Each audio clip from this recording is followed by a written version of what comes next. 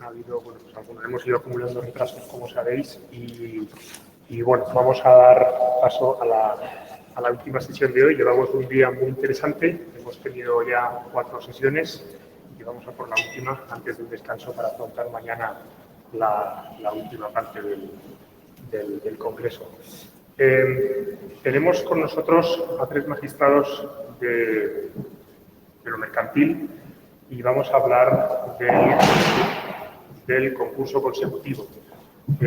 Para ello tenemos, como decía, al ilustrísimo señor don Moisés Guillamón Ruiz, magistrado del Juzgado Mercantil del número 5 de Madrid. Buenas tardes. Buenas tardes. Al ilustrísimo señor don Juan Carlos Picazo Menéndez, magistrado del Juzgado Mercantil 7 de Madrid. Buenas tardes. Buenas tardes. Y al ilustrísimo señor don Jorge Montuy, magistrado del Mercantil 3 de Madrid. A los 3, bienvenidos y muchas gracias.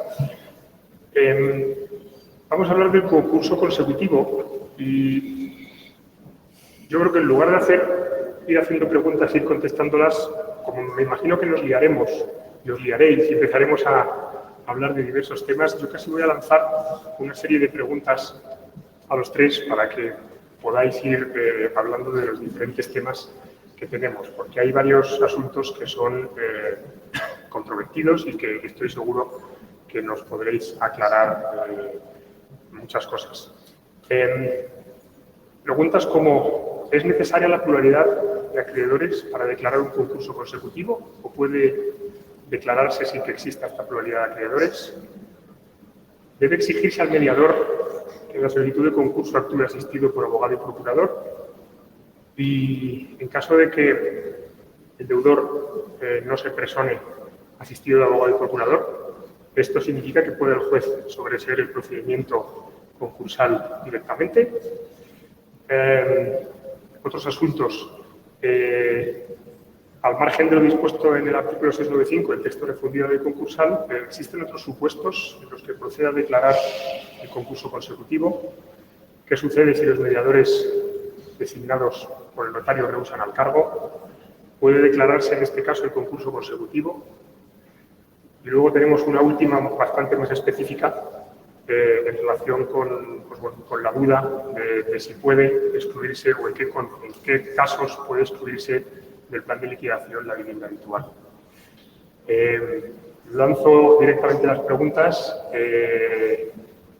Empiezo yo. La palabra, por favor, adelante y muchas gracias. Muchas gracias. Bueno, muchas gracias a los organizadores, creo que se me oye bien,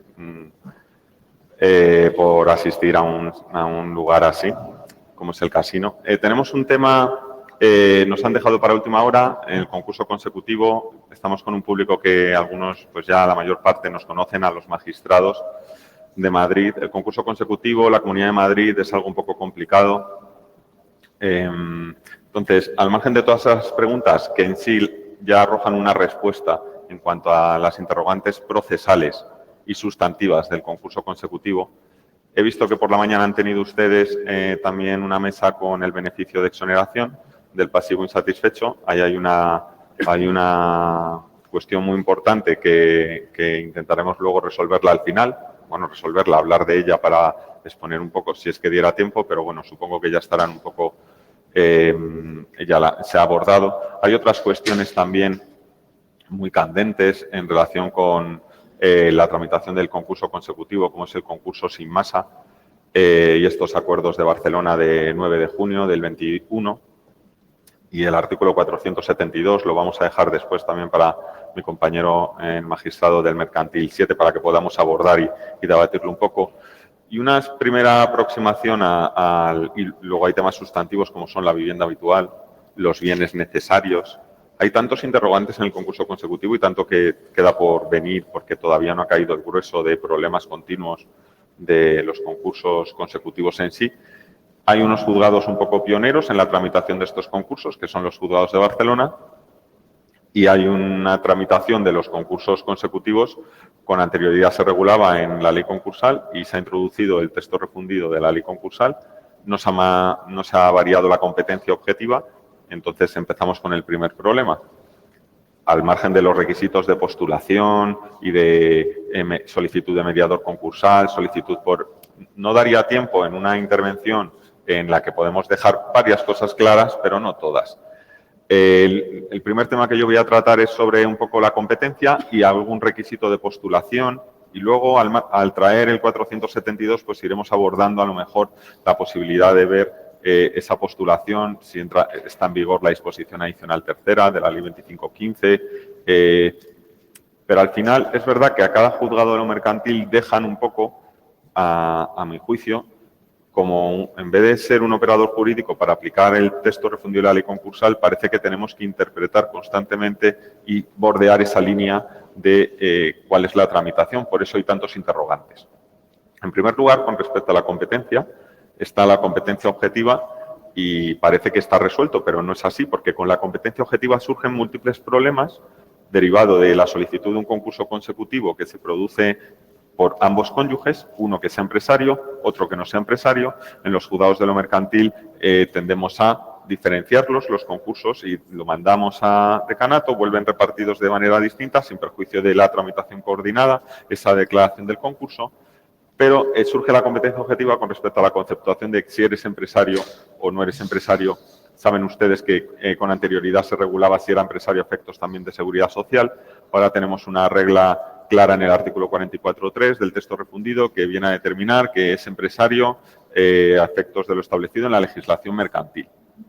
Nos vamos a la regla de competencia objetiva específica para los concursos consecutivos y está en el artículo 695. Pues cuando se solicita un concurso consecutivo, peor, cuando pides el acuerdo extrajudicial de pagos ante un mediador, ante un registrador mercantil, ante el notario, si eres un mediador mercantil, ¿no? La diferenciación ya previa, pero en todo caso, cuando presentas el concurso consecutivo ante el juzgado mercantil o al juzgado de primera instancia, pues parece obvio que si eres empresario, atiendes a acudir a la competencia objetiva del juzgado mercantil. Y si no eres empresario, ¿no? Cualquier persona física que no sea empresario, a un juzgado de primera instancia. El problema es cuando están todos esos supuestos dudosos que fueron pioneras, pues la resolución de la Audiencia Provincial de Madrid de 16 de septiembre del 2016, que vino a establecer que en aquellos casos que resultara dudoso la condición de empresario o no empresario, pues podíamos acudir a aquellos criterios como el origen del pasivo.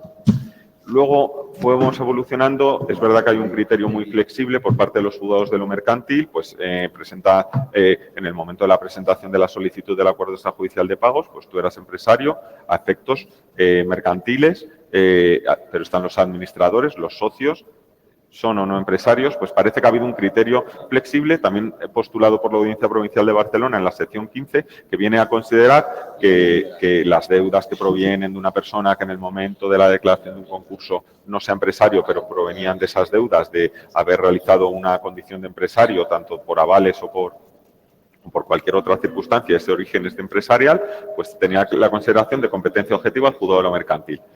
Y es verdad que ahora hay dos posturas, pues una por la Audiencia Provincial de Madrid en una resolución también reciente de enero del 2021 que viene a explicar y aclarar el criterio de no es que haya que acudir al origen del pasivo para determinar si es empresario o no, sino que hay que acudir a la condición de empresario o no empresario y en aquellos supuestos dudosos acudir al origen del pasivo para determinar esa condición con ese régimen flexible y finalista que venía en esa sentencia en ese auto del 16 y en ese auto del 2021, pero hay otros criterios como la Audiencia Provincial de Murcia, que tuve la ocasión la semana pasada de compartir con él, que directamente van al origen del pasivo, si el origen del pasivo es empresarial o no es empresarial. Esas son las dos posturas que hay, pues habrá que un poco sostener. El problema es en sí ya la tramitación de un concurso consecutivo conlleva a que, aparte de que si te lo solicitan ambos cónyuges y uno es empresario y otro no, o lo presentas o viene la deuda de un origen que no es en sí empresarial o presentas el del cónyuge en un juzgado de primera instancia, entendiendo que son juzgados mixtos en la Comunidad de Madrid, en muchos de los casos puede dar lugar a que te planteen una falta de competencia objetiva contra la que cabe apelación y te ves forzado a, después de haber aconsejado a tu cliente o volver a un juzgado de lo mercantil para que encima lo primero que te pregunten es traslado para competencia. Es verdad que es un problema, pero yo creo que queda más o menos salvado y que hay un criterio flexible por parte de los juzgados de lo mercantil. Esa cuestión de la competencia objetiva es un primer palo en la rueda del concurso consecutivo. porque puede arrojarse, yo lo he visto como proveniente de juzgados de mixtos o juzgados de primera instancia e instrucción, que la tramitación que no corresponde a personas que llevan muchas más cosas, te puede caer en un juzgado de violencia de la mujer que lleve primera instancia e instrucción y ese concurso automáticamente pasa a ser pues lo menos importante al margen de pues que igual ni se incoa. Entonces, creo que sería deseable que se estableciera una atribución de la competencia objetiva al margen de si eres empresario o no a los jueces de lo mercantil y luego se van solucionando esas cuestiones como la que era el particular que tiene una empleada del hogar, pues que obviamente era un particular que es una persona natural que no tiene la condición de empresario, no por estar en el artículo 305 de la Ley General de Seguridad Social como alta por haber contratado una persona empleada del hogar, tienes la condición de empresario. Hay que acudir a esa conceptuación de si eres empresario en ese determinado momento, pero si luego con posterioridad has dejado de ser empresario y eres jubilado, pues habrá que acudir a esos criterios del origen de dónde es el pasivo. Lo que conlleva que si el cónyuge tiene las deudas también de avalista por esas deudas que provenía, no tiene la condición de empresario, sin perjuicio de la acumulación que se pueda producir en momento posterior. Por eso, si se solicita la declaración conjunta, pues se hará una declaración conjunta porque dará lugar, lo procedente sería declarar uno, declarar otro y acumularlo, porque la competencia corresponde al juzgado de lo mercantil por esa acumulación, sobre todo si están en gananciales. Pero es verdad que dan bastantes problemas. Unido a eso y con respecto a alguna pregunta también de procesal, otra cuestión importante a tener en cuenta es que la solicitud de un concurso consecutivo con anterioridad, y muchos de ustedes lo saben, se trataba como si era un concurso necesario voluntario. Yo creo que eso ya queda totalmente superado, aunque yo lo veo en alguna resolución, donde con anterioridad venían a determinar un concurso necesario con ese trámite de emplazamiento al deudor.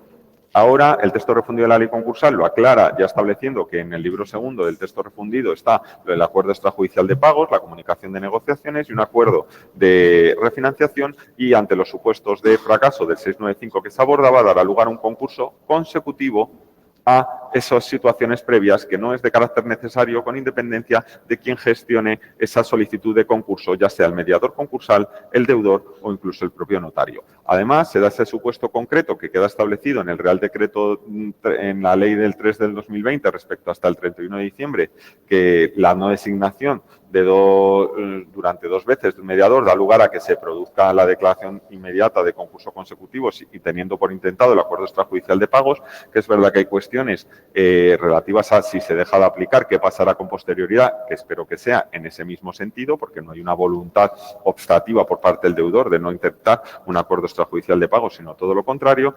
Y con respecto a los requisitos de postulación, me gustaría dejar claro que, a mi entender, sí está en vigor el artículo 3 del Real Decreto Ley 25/2015, donde establece que no es necesaria la postulación de procurador para un concurso de persona natural. Pone persona natural, no diferencia entre empresario o no empresario, no es necesario procurador, pero existen 2 momentos que son muy importantes, que es que presente la solicitud del mediador concursal con esos requisitos de postulación o presente la solicitud el propio deudor. Si la solicita el mediador concursal, no necesita abogado y procurador, aunque está ampliamente superado. Hay juzgados que todavía consideran que necesita la asistencia de un abogado y procurador, pero obviamente como persona legitimada para ello, sin ser preceptiva esa postulación, al ostentar luego posteriormente el cargo de administrador concursal. Y con respecto al concursado, si necesita la asistencia de letrados sin perjuicio de que no tenga procurador, surgen esos problemas con respecto al emplazamiento en concreto en el concurso consecutivo si lo presenta el mediador concursal, porque es necesaria la presencia del concursado a efectos luego de que se produzca la comunicación de la conclusión por finalización de operaciones de liquidación o de insuficiencia, para que tenga ese plazo de 15 días establecido en el antiguo 152.2 para que solicite el beneficio de exoneración. ¿Que lo podríamos hacer más rápido? Sí, todo se puede hacer más rápido. Es decir, si ya viene en la solicitud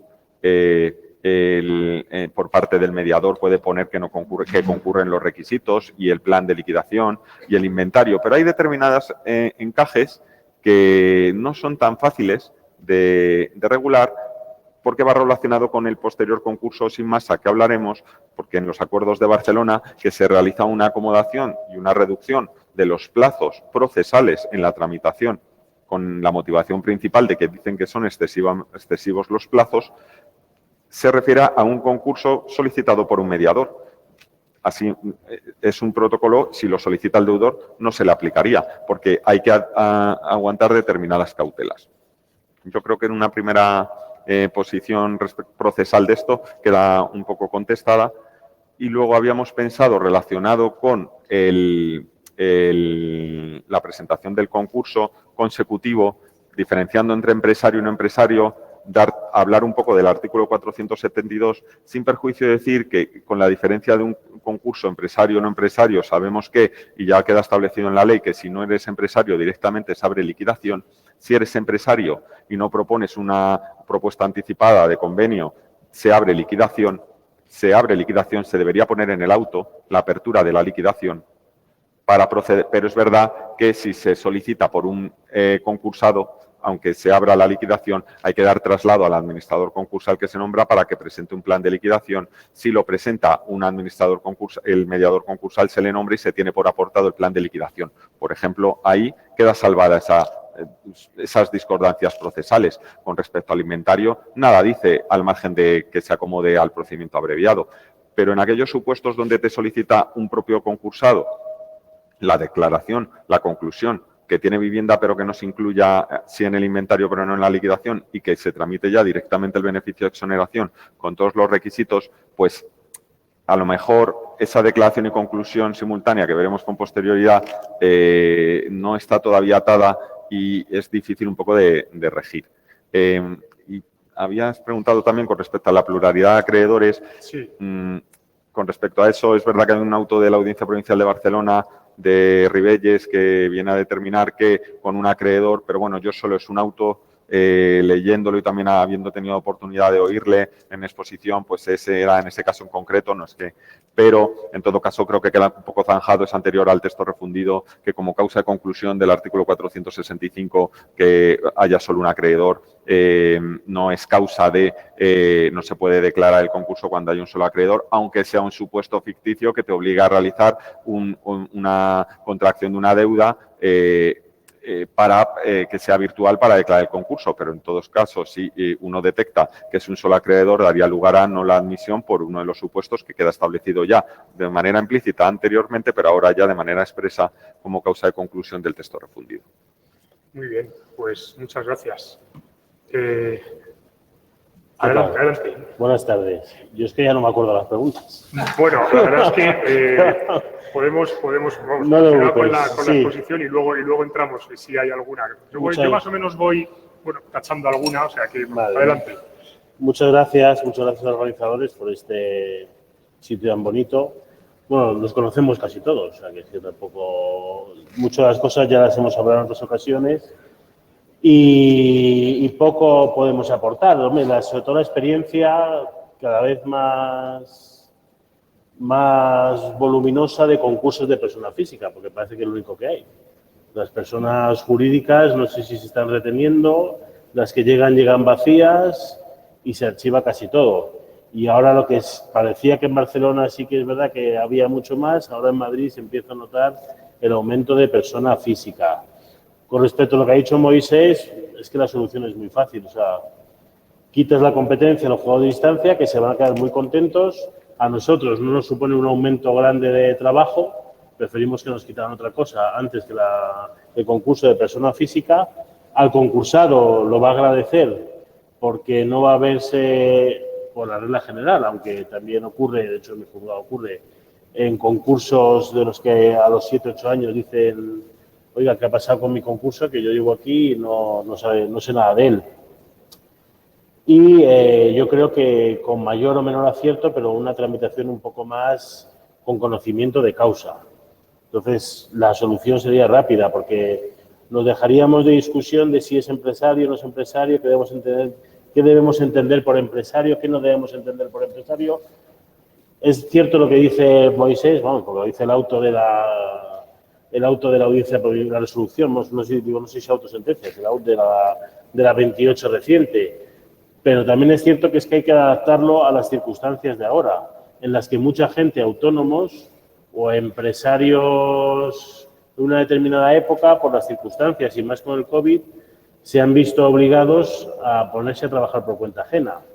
Entonces, verdaderamente, atender a las circunstancias personales o de alta en la seguridad social o de cualquier otro tipo de condicionante administrativo para tener a una persona como empresario o no, al final tienes que acudir al origen de la deuda y que es al final lo más práctico, porque muchos de los asuntos que llegamos, no sé un porcentaje, pero un alto porcentaje, un 70 o un 80% de los asuntos, por lo menos que yo veo, son de empresarios que ya no lo son. Empresarios autónomos. Por empresarios entendemos empresarios autónomos, etcétera, administradores societarios con deudas originadas en empresas familiares, en pymes, de las cuales incluso la pareja, la mujer, el hombre, el otro, sí, vamos a dejarlo en general, han avalado, con lo cual también el origen de la deuda tiene un origen empresarial, etcétera. Bien.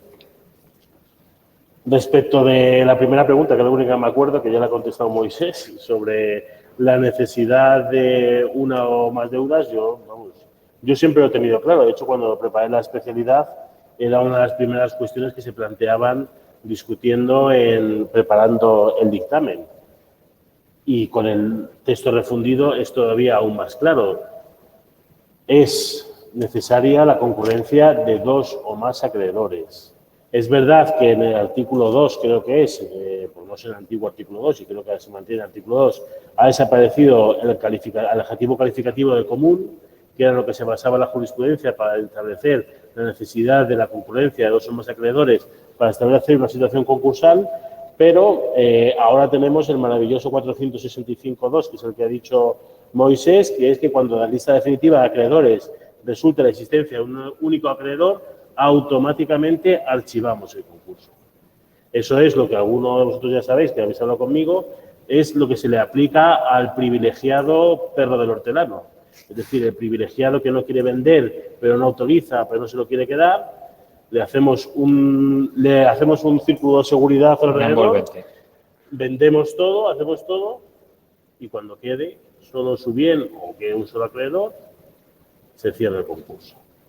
De todas maneras, el otro día, es que no sé si fue apelación que lo leí, no, de apelación, pues las apelaciones no las suelo leer porque me deprimen. Digo, que no me insulten mucho, porque te llaman las apelaciones algún abogado de prevaricador para arriba, pero bueno, algunas sí las leo, pero esto no debía ser una apelación. Yo creo que era un intento de no ir a la 28 y, bueno, pues de aclaración o pseudo-aclaración.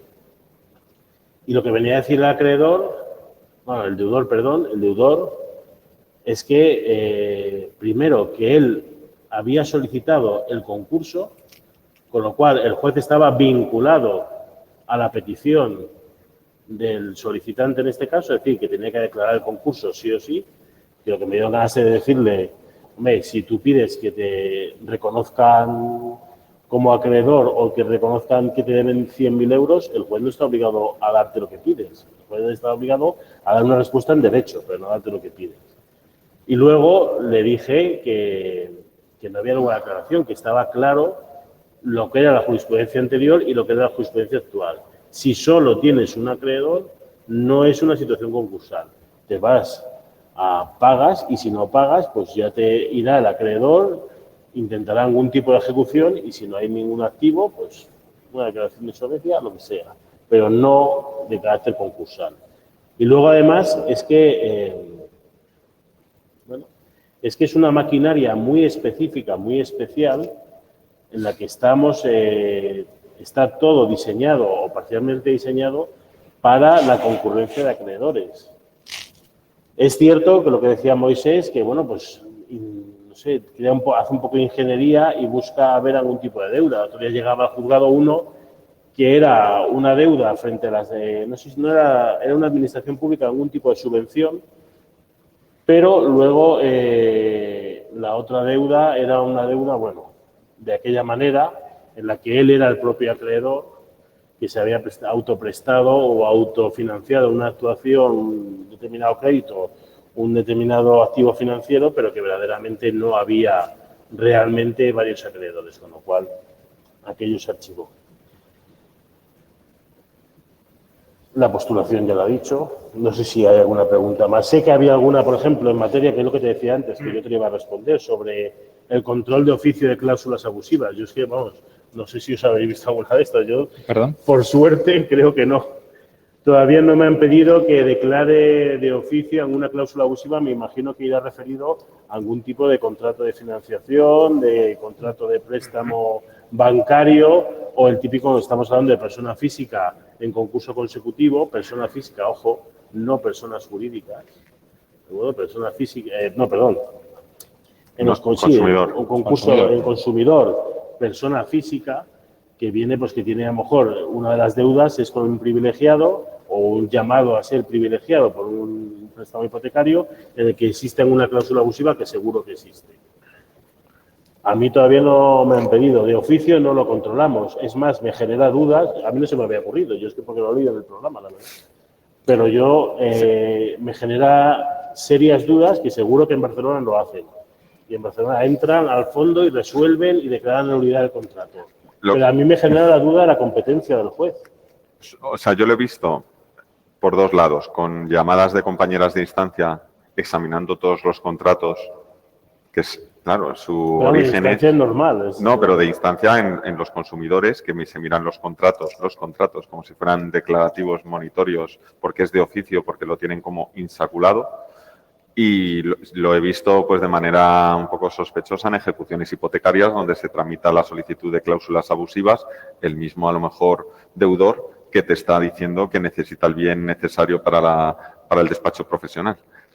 Es decir, así que por otro lado, entonces la verdad es que no Claro, verdaderamente, o sea, a nosotros en puridad, o sea, pensándolo con lo que dices ahora, es difícil que nos llegue. Porque si estamos hablando de empresarios y los contratos que pudieran ser llamados a concurso, origen de créditos llamados a concurso, lo más probable es que estén relacionados con la actividad empresarial. Con la actividad empresarial entonces no sería consumidor, con lo cual el concepto de abusividad no cabría en ese aspecto. Entonces, bueno, pues es difícil que en un mercantil llegue. Pero bueno, a mí de nuevo me chirría, aunque se pudiera dar. Entiendo que la competencia del juez de concurso es una competencia muy específica, muy determinada, a la par que lo es la propia legislación concursal, con lo cual entrar de oficio a generar un declarativo en el que tengas que llamar al banco para que se defienda sobre la abusividad o no abusividad de una cláusula en un contrato de préstamo hipotecario llamado generador de un crédito privilegiado, yo entiendo que no cabría. Lo que habíamos hablado, que es lo que iba a hablar yo de, 3 segundos, porque ya creo que nos hemos pasado. No, hay tiempo todavía. El problema es el 472, que es un problema que ya hemos hablado otras veces, que viene de antes. Yo en su momento no lo entendía, lo sigo sin entender este artículo, porque es que es un artículo, en alguna ocasión, algunos me habéis oído hablar de él, que es un artículo un poco esquizofrénico. O sea, un artículo que por un lado te dice que el juez declarará y concluirá el concurso, o una declaración de inconclusión inmediata o express por una insuficiencia de masa, pero a la vez nombras un administrador, encima no le llamas administrador o liquidador, que podría ser un concepto más societario, más adaptado, no, le llamas administrador concursal. Y dices que liquide, designará un administrador concursal.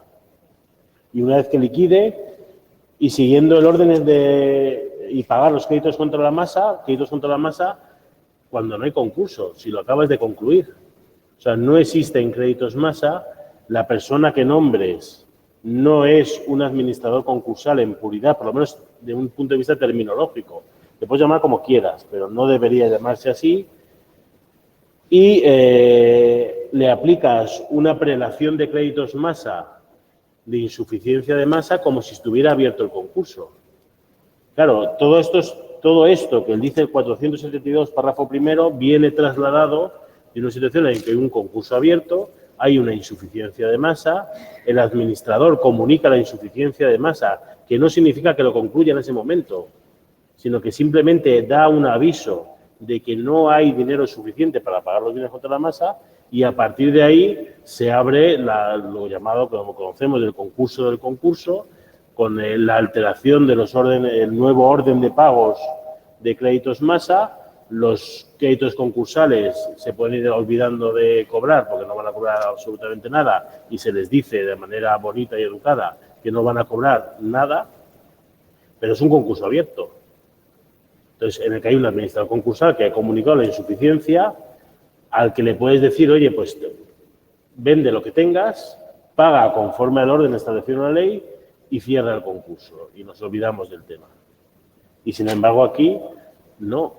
Es una situación que está al margen del concurso, debería estar al margen del concurso. Sin embargo, toda la terminología, incluso toda la normativa aplicable a la prelación de créditos que se han de pagar es una terminología concursal, es una legislación concursal, lo cual no es. Entonces, yo en su momento puse un auto que, bueno, espero que ejercitar el derecho al olvido en Google, en el que, bueno, pues sobre todo porque al final causas un perjuicio al deudor.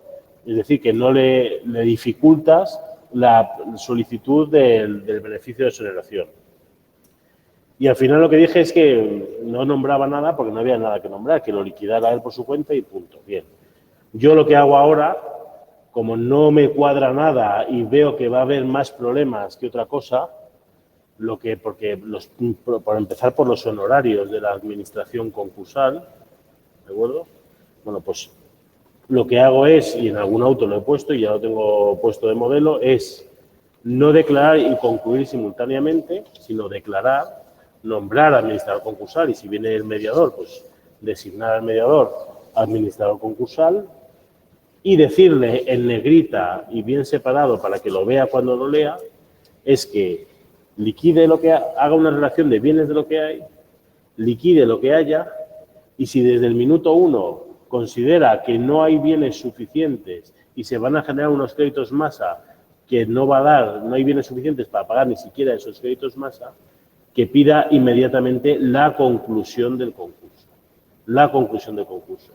Porque al final llegamos al mismo punto y de hecho podemos llegar al mismo punto en vez del día 1, a lo mejor el día 20, pero lo que abrimos y no generamos, primero, no generamos créditos masa o los mínimos imprescindibles y luego lo que hacemos es posibilitar que el acreedor, que el deudor solicite, ojo, el deudor solicite, que eso no tiene que ser el juez de oficio, ni siquiera la administración concursal, ni siquiera el mediador tiene que presentar la solicitud pidiendo el beneficio de exoneración de pasivo insatisfecho, que eso lo tiene que hacer el deudor. El deudor lo solicite y presente el BEPI. Y con eso nos ahorramos bastante, o considero yo que nos ahorramos bastantes problemas. ¿Cómo lo ves? Me pasas la pelota. ¿Qué tal? Bueno, buenas tardes. Gracias por la invitación, gracias a los organizadores. Bueno, de lo que se ha hablado hasta ahora, solo dos cosas rápidas. Quería decir de la competencia, que efectivamente es algo que si efectivamente nos va a volver el concurso de persona no comerciante, pues ya está, se ha acabado este problema. Pero a mí nunca me ha convencido el criterio de la Audiencia Provincial de Madrid. ¿Qué diferencia hay entre un concurso consecutivo de comerciante y de no comerciante? Pues que el comerciante cabe convenio o liquidación, mientras que el no comerciante va directamente a liquidación. ¿Para qué puede haber un convenio? Pues cuando hay una actividad económica vigente, en marcha, para salvar, porque no me gusta ese verbo, ¿no? Aquí no somos salvadores de nadie, pero para que esa actividad económica pueda continuar. A mí me da igual que ha tenido una actividad económica anteriormente si no puede haber un convenio porque no hay actividad económica. ¿Cuál es el objeto? La diferencia es esa. Entonces, esto del origen del pasivo yo creo que era como nadie quiso que nos quitasen el concurso y los de primera instancia nunca quisieron tenerlo, pues a nosotros nos daba igual que origen del pasivo, pues origen del pasivo. Si yo no voy a pegarme con nadie porque quiero el concurso y el de primera instancia, pues que no tiene ninguna cana de llevar un concurso que ya no se acuerda en qué consiste y que nunca se ha tenido que estudiar esta ley, pues perfecto. Pero como criterio a mí nunca me ha convencido. La diferencia es que puede haber un convenio y para que haya un convenio tiene que haber una actividad económica. Eso, por un lado, la pluralidad de acreedores yo creo que es evidente. Lo que pasa es que hubo muchas dudas porque como en el texto refundido, en los primeros artículos, quitaron lo del deudor común, pues claro, habría algunos que, claro, lo de común, ha quitado común, pues ya no es común, ahora es singular. Pero yo creo que era más una cuestión de estilo o es simplemente que lo de común, había gente que no terminaba de entender de qué iba esto, porque el 465 han dicho claramente conclusión de concurso por un solo acreedor. O sea, que yo creo que es evidente y forma parte de la naturaleza del concurso de acreedores, que sea pluralidad de acreedores. Respecto al concurso sin masa que dice Juan Carlos, pues efectivamente el artículo es un poco que no tiene ningún sentido. Entonces, pues como siempre, cuando no hay sentido, pues soluciones las más prácticas las que se pueden acordar. Entonces, claro, cuando hay activo, por ejemplo, hay vivienda, y ahora iré a mi libro, que es la vivienda habitual, pero cuando hay activo, pues dice el 432 claramente que hay que liquidar ese activo. Entonces, lo que es lógico es no acordar la conclusión, por eso, porque es que no puede haber un concurso concluido y nombrarse un administrador concursal, porque como decía Juan Carlos, no es un administrador concursal y encima hay un problema de honorarios, hay un problema registral, no se va a poder. Entonces, ahí yo creo que lo que la mayoría se está haciendo es que se deja abierto el concurso, se nombra administrador, liquide usted lo más rápido que pueda y una vez que liquide, se concluye y en ese trámite que concluye el beneficio de exoneración del pasivo insatisfecho, porque si no también dejábamos sin exoneración del pasivo insatisfecho si declaramos y concluimos. Ese era el otro problema del 472. Que hay que dar, la ley dice que el beneficio de exoneración hay que pedirlo en el trámite de conclusión.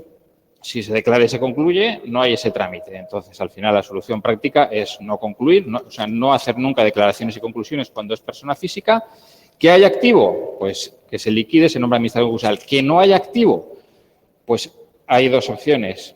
Declarar y concluir y decir, tiene usted 15 días para pedir la exoneración. Lo que pasa es que ahí tenemos el problema de que vamos a tramitar una exoneración con el concurso ya concluido. Entonces, también lo más fácil es decir, se declara, está para concluir, pero previamente a concluir puede usted solicitar la exoneración. Entonces, plazo de 15 días, si se pide, se tramita y ya se concluirá, pues como dice la ley. Si no se opone nadie en el auto de exoneración y si se opone alguien, pues el incidente concursal y luego ya una vez que sea firme, pues la conclusión. Al final la solución práctica, ¿no? Y menos eso. Y ahora voy a mi libro, que es el que me había preparado para, bueno, más o menos, que es el de la vivienda habitual en el concurso consecutivo. Entonces, bueno, vamos a empezar con cosas que sabemos todos, pero que hay que recordar a veces continuamente. En normas especiales del concurso consecutivo no dice nada de la vivienda habitual. Aquí no hay ninguna norma especial. Entonces, aplicamos las reglas generales. ¿Qué es lo que forma la masa activa? Los bienes y derechos del concursado en la fecha de declaración de concurso, lo que se reintegra en la masa activa y lo que adquiera durante la tramitación del concurso, ¿no? Ahora es el artículo 192 del texto refundido, antes era el 76. El principio de universalidad. Y te decía, salvo los bienes inembargables. Vale. ¿Cuáles son los bienes inembargables? Ley de enjuiciamiento civil, 605, 606 y el 607 que dice el trámite del salario o retribuciones en la parte que es inembargable. Muy bien. Ahí no está la vivienda habitual por ninguna parte. Hay muchas leyes especiales que se han dictado estos años para proteger al deudor hipotecario, etcétera, pero en ninguna ley dice que la vivienda habitual sea inembargable. Entonces, como no es inembargable, va a la regla general del 192. Es un bien de la masa activa. Y como bien de la masa activa, si se abre liquidación, tiene que ser objeto de liquidación. Y, por supuesto, en el inventario y, por supuesto, en el plan de liquidación. Vale, ahora viene esta doctrina que ha surgido en los últimos años, que inició la Audiencia de Barcelona, la sección 15, desde varios autos de 2018, atendiendo a un problema de lógica. A un problema de lógica había un problema porque se estaba planteando una situación en que casi meter o liquidar, enajenar la vivienda podía crear más problemas que no hacerlo. Pues, la Audiencia de Barcelona dio una solución práctica que luego han seguido fundamentalmente la Audiencia de Valencia y otras audiencias, Zaragoza, Lérida, etc. Bueno, yo me he apuntado aquí los autos porque se me olvida y no me acuerdo. Bueno, pero fundamentalmente, ya digo, empezó la Audiencia de Barcelona. Claro, era un supuesto, un auto de 18 de mayo de 2018. Un supuesto de dos copropietarios. No entra a decir si son cónyuges, gananciarios, no dice nada. Son dos copropietarios, 50%. Lo que está dentro de la masa activa es el 50% de la vivienda habitual. Y la Audiencia de Barcelona empieza diciendo que no se puede excluir, que eso es un bien, lo que hemos dicho. No, es un bien que forma parte de la masa activa y no se puede excluir como tal. No afecta, por supuesto, la liquidación, la inclusión de la vivienda habitual, no afecta al derecho constitucional, al artículo 47 de la Constitución. Eso es un derecho que está dirigido a los poderes públicos para que mantengan yo tenía un concurso hace poco que me pedían que sacase la vivienda habitual del inventario por el artículo 47 de la Constitución, un derecho a una vivienda digna, hombre, era una vivienda de 700 metros cuadrados. Entonces, ¿dónde ponemos el límite de la vivienda digna? ¿En 100, en 80 metros o incluso en la propiedad? O también puede ser alquiler, ¿no? Tiene que ser en derecho de propiedad. La Audiencia de Barcelona dice que obviamente no tiene nada que ver el derecho del artículo 47 de la Constitución y que tampoco está incluido en las demás leyes especiales de protección del deudor hipotecario. Vale, dicho esto, dice, pero aquí tenemos una circunstancia, que tenemos esta vivienda en que la cuota hipotecaria está siendo abonada. O sea, a día de hoy, el acreedor hipotecario está cobrando sus cuotas. Está declarado en insolvencia, estamos en concurso, pero se está abonando. Y se está abonando porque como hay dos propietarios, pues dice, bueno, seguramente es el otro propietario que no está en concurso el que está pagando las cuotas. Y en todo caso, en ese caso el concursado, pues bueno, tenía creo una pensión y la parte inembargable, al final con la parte inembargable, pues bueno, con eso también se puede atender. Entonces, entre el otro propietario, que el otro propietario obviamente no tiene ningún interés de que vendan su vivienda y está muy interesado en que se pague el crédito hipotecario, pues está pagando la cuota y el concursado, pues con la parte que puede, también la está pagando. Entonces, como dice la Audiencia de Barcelona, el concursado está abonando las cuotas. El acreedor hipotecario, él prefiere que le paguen las cuotas porque, por supuesto, la otra condición es que el valor de tasación es inferior al valor de mercado actual de la vivienda. O sea, inferior a la garantía, ¿no? Al crédito garantizado.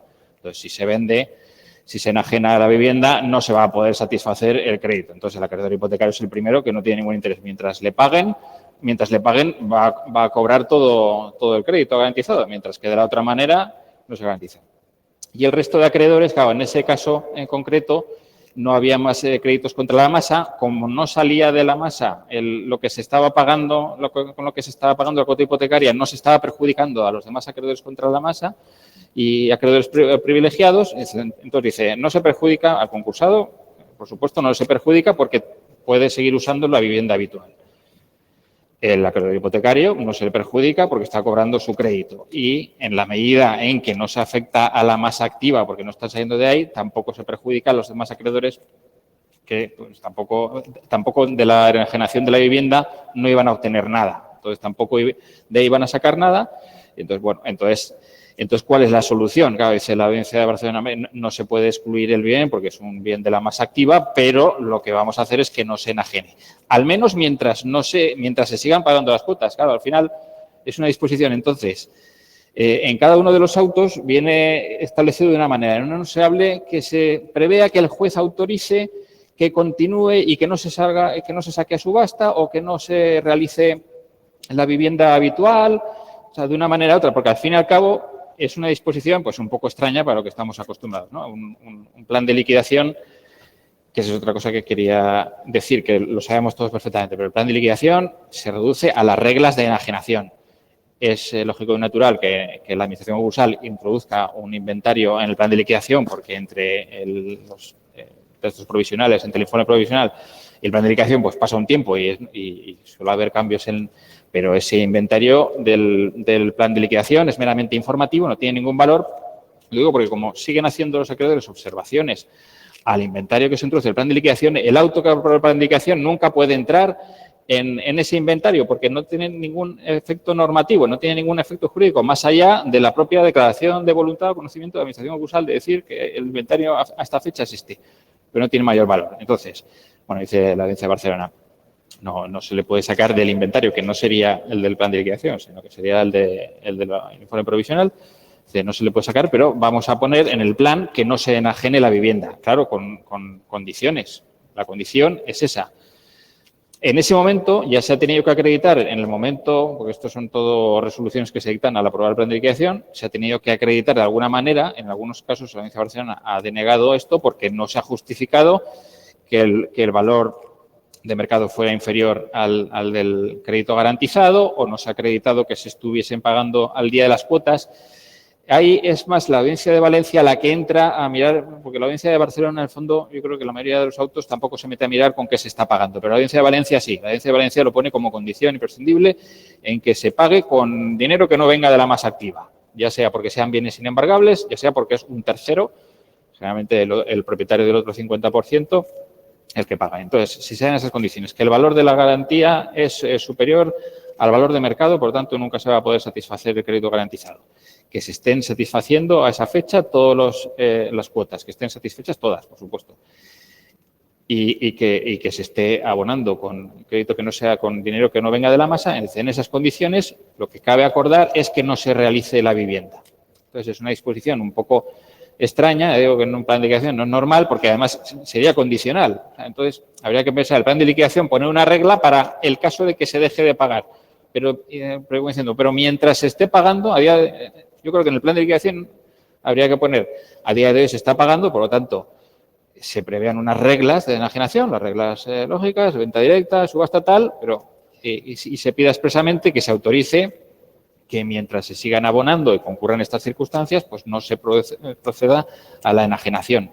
En ese caso, yo entiendo que tendríamos que se cumpliría el plan de liquidación, la vivienda habitual se dejaría ahí a un lado aparcada y mientras se cumpliese, y entiendo que una vez terminada la liquidación del resto del activo y si la vivienda habitual sigue concurriendo estas circunstancias, que se siguen pagando todas las cuotas y entiendo también que sigue siendo el valor inferior y tal, pues podría ocurrir que concluiríamos la liquidación, concluiríamos el concurso por terminación de las operaciones de liquidación y ahí se quedaría incólume la vivienda. Esto ya es la conclusión que en realidad me he adelantado un poco porque ahí obviamente ya las audiencias no se meten. Simplemente lo que vienen a acordar es que se acuerde que no se realice la vivienda. Ya digo que lo ponen de una manera distinta en cada uno. Y bueno, es una solución para, los requisitos fundamentalmente son estos que he dicho. En la audiencia de Zaragoza tienen un auto pues que está muy bien porque resume un poco cuáles son los principios que rigen esto. Ya digo que hay algunos de la propia audiencia de Barcelona que lo deniega, que dice que no, porque no se ha justificado, pero ¿por qué no se han justificado estos requisitos? La audiencia de Zaragoza dice los principios y está bien, porque dice, los principios de la liquidación serían estos. Dice, en primer lugar, la vivienda habitual forma parte de la masa activa del concurso porque es un bien embargable.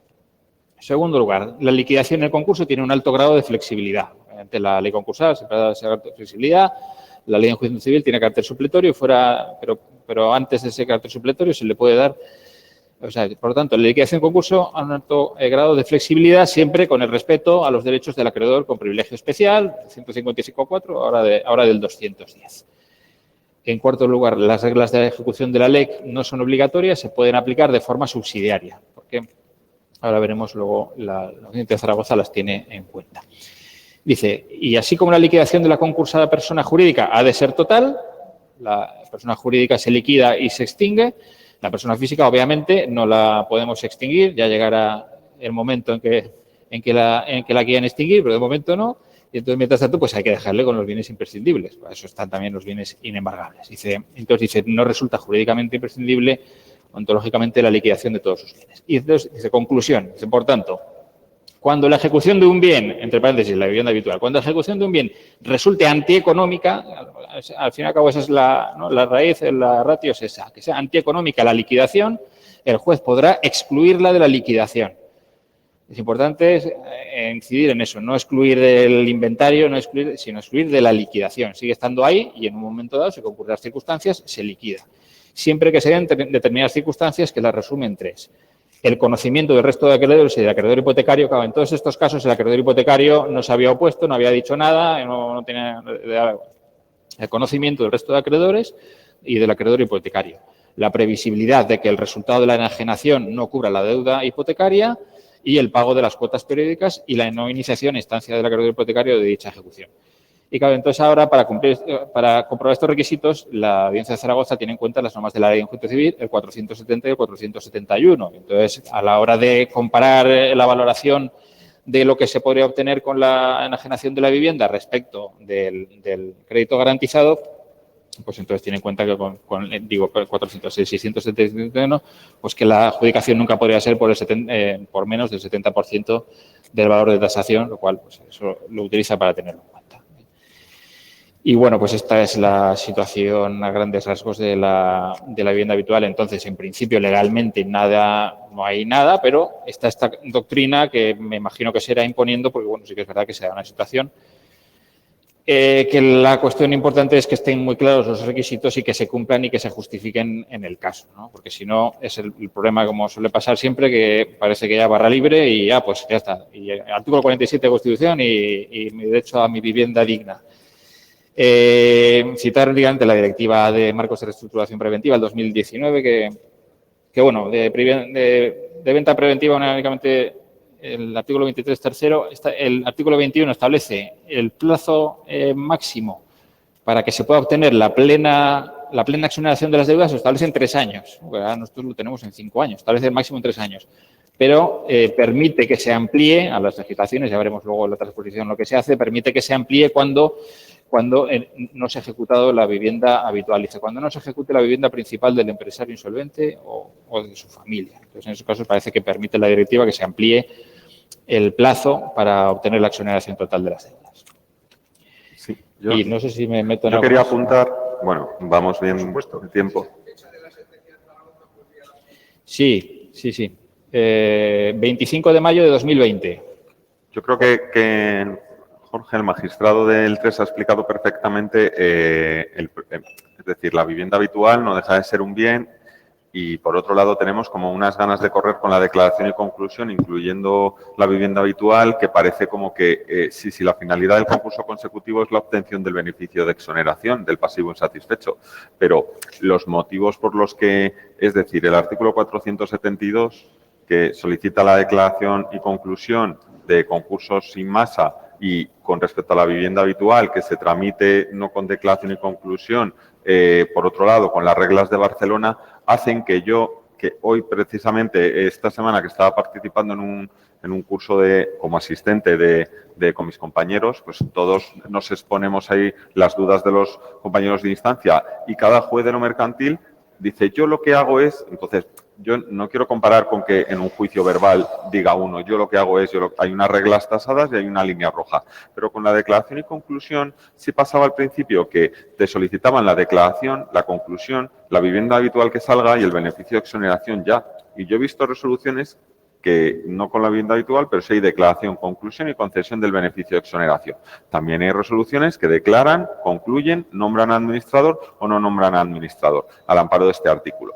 Y es decir, cada uno lo hace de una determinada manera. Yo lo único que puedo incidir, al margen de cómo yo lo haga, que yo no es por decir mi manera, sino que hay que adoptar una posición, no porque ante una regulación un poco tortuosa, yo solamente quiero ajustarme al contenido de la ley. Entonces, cuando a mí hace un par de años declaré y concluí un concurso y luego, posteriormente, se solicitó totalmente fuera de plazo el beneficio de exoneración, yo acudí para resolver y acudí a los criterios de la 28 que resolvían en el sentido de que se le había precluido el plazo porque no había recurrido, no sé cómo había llegado a la 28, pero no había recurrido la autodeclaración y conclusión y, por lo tanto, aducía a que no se podía. La 28 es la Audiencia Provincial de Madrid, en la que decían 2 criterios concretos, que era que no hay trámite a los acreedores y en todo caso se le había precluido el plazo porque no había recurrido. Al margen de eso, de que luego uno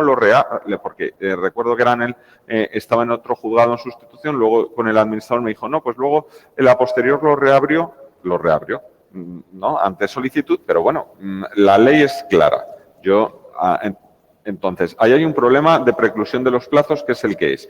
Y hay otro problema de traslado a los acreedores. Hoy, oyendo a un compañero de lo mercantil, decía, yo declaro y concluyo, como suelen ser 3 o 4 acreedores, pues se le da traslado en el momento de la solicitud del BEPI para que digan lo que crean oportuno. Entonces, tú estás haciendo un trámite concreto, como los del concurso sin masa de Barcelona. Entonces, todo esto al margen del que declare y concluye, solo declare, haga una posición más garantista o menos, lo que evidencia es un problema en cuanto a la tramitación. Que si la finalidad es el beneficio de exoneración, me parece bien. Si hay acuerdos por parte de todos los jueces en normas procesales, también me parece bien. Pero hay un problema que genera una inseguridad, depende de dónde estés.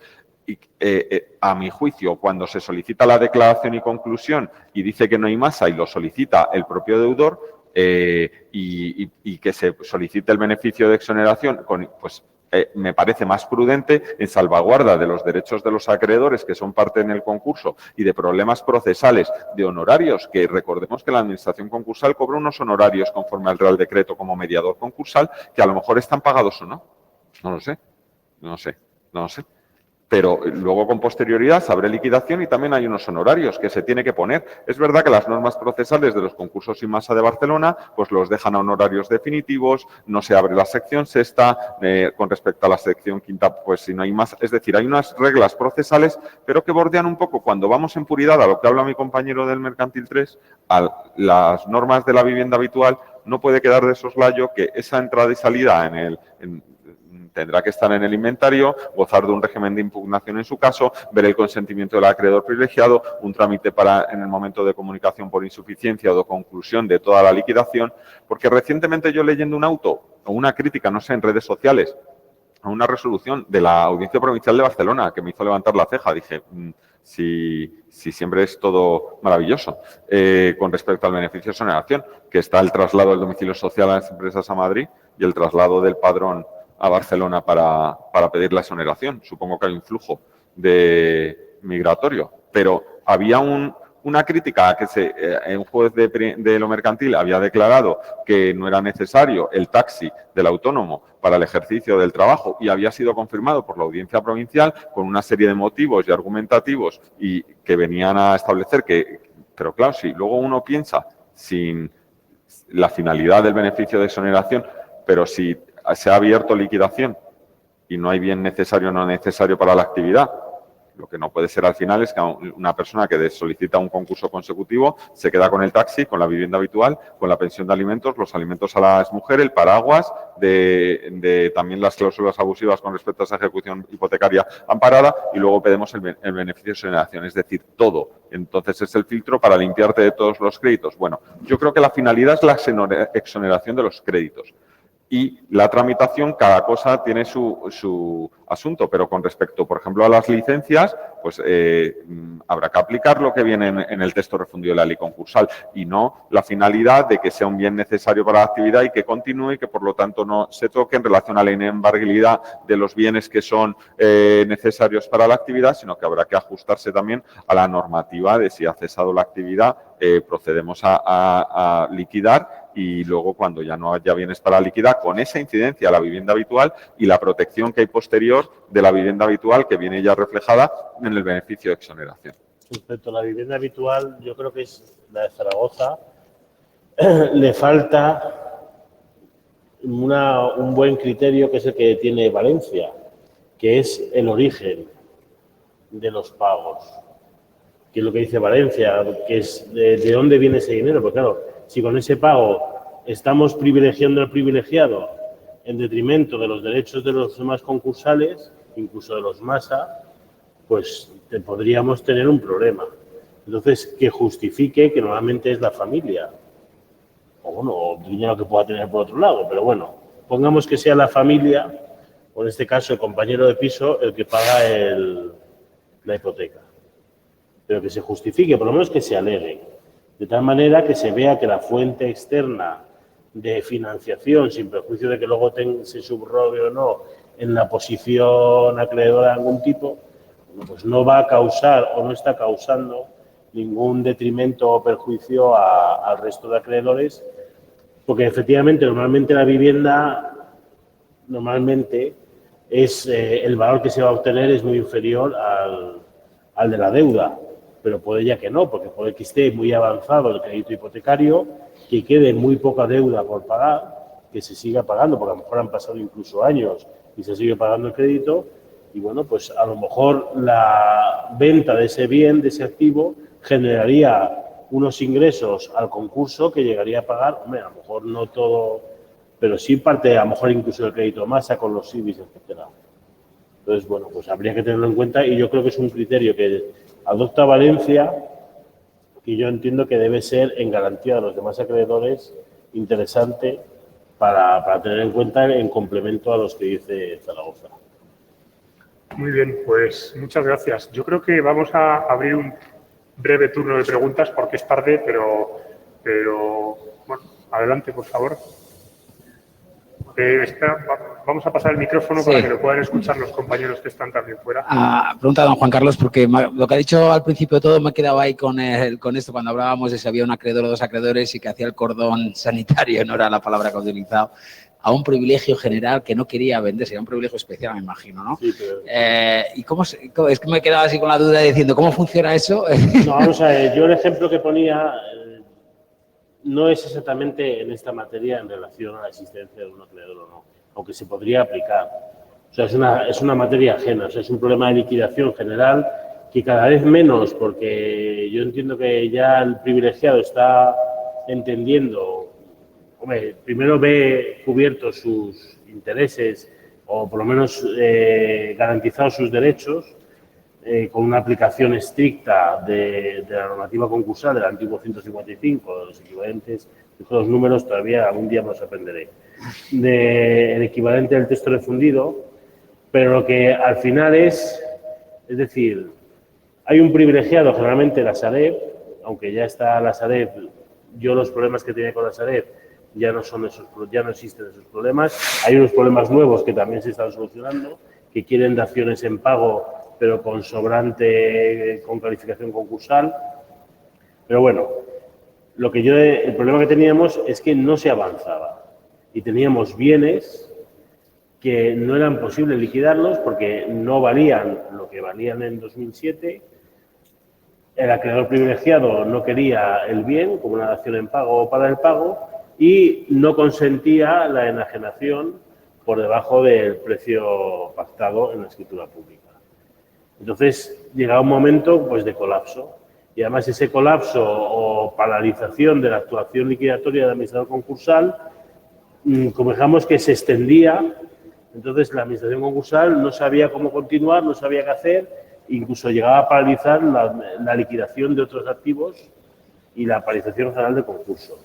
Y lo que yo he querido transmitir a los administradores concursales que han trabajado conmigo y bueno, que siguen trabajando conmigo, es que lo que no puede ser es que pase esta circunstancia por una obstinación del acreedor privilegiado, por la Sareb, pues simplemente por escalar, porque no es muy complicado para los letrados de la Sareb llegar hasta la fuente de decisión que autorice la venta de una manera o de otra, consentimiento expreso, etcétera. Bien.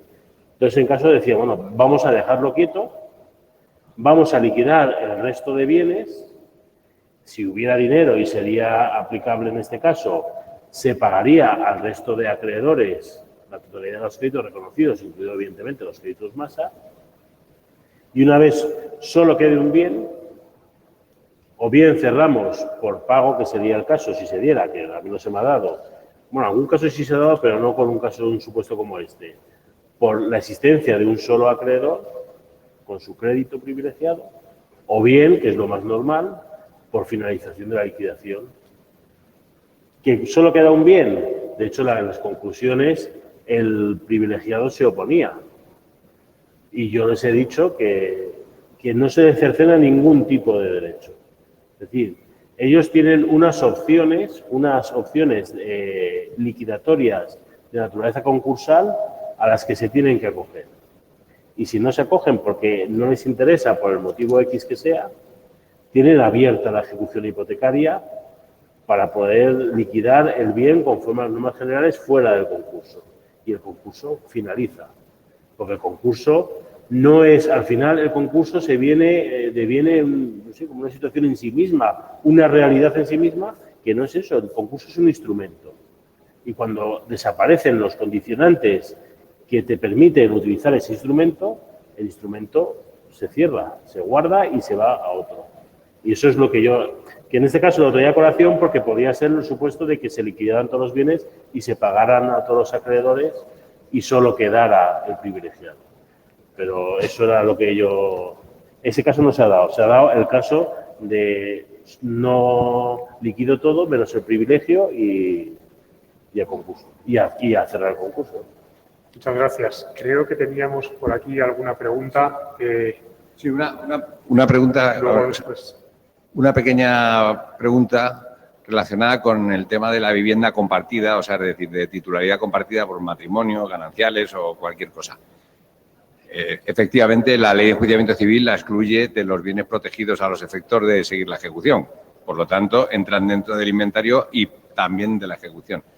Pero yo creo que hay muchas reglas en el Código Civil a los efectos de poder, por ejemplo, pues liquidar el 50%, o sea, subastar el 50% del valor y que además, teniendo en cuenta que el copropietario tiene la protección del retracto que tiene, ¿no? Por ser copropietario, precisamente, porque en el fondo es una sociedad la sociedad civil propietaria del inmueble, es una sociedad al 50% y se siguen las reglas del 400 y pico de las sociedades civiles, con lo cual, si yo estoy pagando, yo solo estoy pagando las deudas hipotecarias, esa pequeña sociedad que tenemos, independientemente del resto del concurso, me debe a mí los pagos que he estado haciendo. Es decir, en el mundo civil, por lo menos sería así.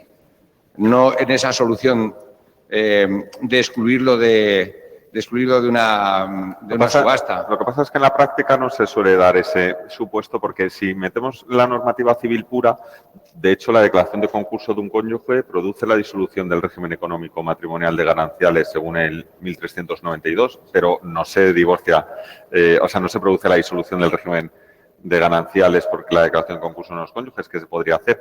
Por otro lado está el 1373, donde de las deudas de uno se puede producir también el embargo y la disolución del régimen económico. Pero en la casuística concreta van de la mano y a lo mejor están declarados los dos en concurso. Y la venta, cuando lo hemos intentado a efectos de concursos normales de bienes que forman parte de varios propietarios, no es fácil ponerse de acuerdo si está uno en concurso o no, y al final los declaramos inservibles. Yo creo que ahí prevalece el concepto de vivienda habitual, el que rompe todo, al ser habitual la especial protección, el concurso consecutivo y las reglas de Barcelona sobre el propio Código Civil, aunque entiendo esa postura, pero no se suele dar. Gracias. Creo que por aquí había alguna pregunta. Si podemos acercar el micrófono, por favor.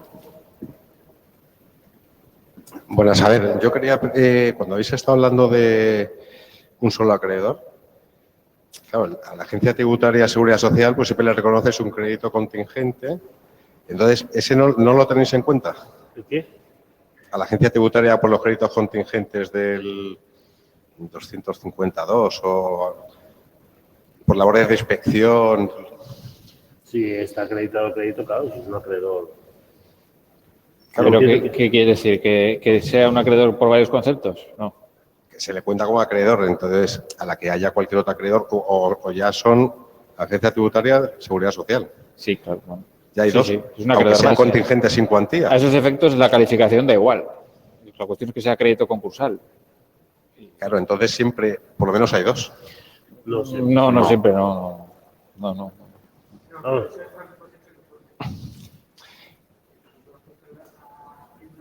Yo he tenido varios supuestos en los que el acreedor, el deudor, ha manifestado y de los libros, vamos, del balance de situación salía en que solo había un acreedor. Que a veces es la agencia tributaria. Claro, a mí O personalmente. sea, la agencia tributaria, la administración concursal o el marido. Pero A mí me encantaría verlo alguna vez, pero no he no, yo visto. sí lo he O sea, visto. De hecho, he tenido dos últimamente.